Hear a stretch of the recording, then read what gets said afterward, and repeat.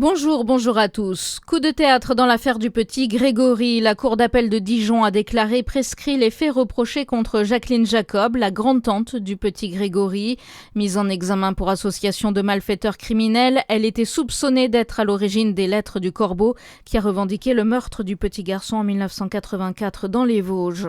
Le Jura, la Saône-et-Loire et le Doubs en vigilance orange aux orages à partir de 13h. Ces orages seront parfois forts et généreront des phénomènes localement violents avec des rafales de vent comprises entre 80 et 100 km/h. Des chutes de grêle sont aussi possibles ainsi que de très fortes précipitations. À noter que tous ces départements restent en vigilance orange pour canicule ainsi que la Côte d'Or. Dans la forêt de Fontainebleau, 3 reprises de feu sont signalées ce matin. Depuis hier, les incendies sont fixés mais pas éteints. 800 soldats du feu sont encore mobilisés. Les flammes ont parcouru 2000 hectares. Des inquiétudes en Saône-et-Loire, des propriétaires des maisons fissurées par la sécheresse. C'est le constat de l'association Les Oubliés de la Canicule qui connaît une recrudescence des inscriptions. L'association conseille aux propriétaires qui constatent l'apparition de fissures ou la réouverture d'anciennes fissures sur leur maison d'en faire des photographies et d'attendre la fin de l'été.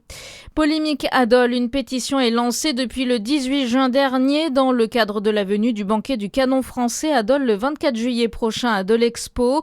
Plusieurs habitants et acteurs de la ville demandent à la mairie de prendre des garanties en matière de sécurité.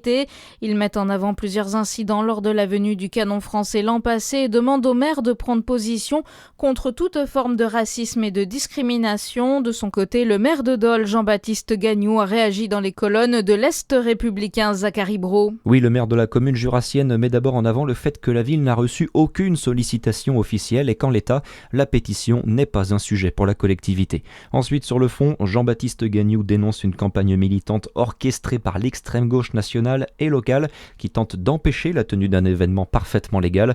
Les signataires de la pétition appellent notamment à ne pas banaliser l'extrême droite. Enfin, à propos des incidents mentionnés après l'édition 2025, le maire affirme que les historiques d'intervention des forces de l'ordre ne permettent pas d'établir les faits. Il assure que les services de l'État et de la ville assureront un suivi attentif de l'événement. Les signataires de la pétition, plus de 400, assurent cependant ne pas vouloir faire annuler l'événement.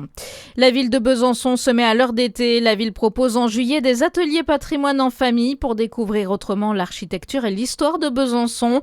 Cette série d'ateliers créatifs s'inspire du patrimoine urbain, végétaux sculptés, gravures, créatures des fontaines ou encore architecture pour les plus jeunes.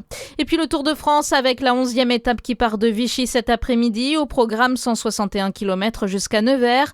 Le Slovène Tadej Pogačar est toujours en jaune avec plus de 3 minutes d'avance. Bonne journée sur Fréquence Plus.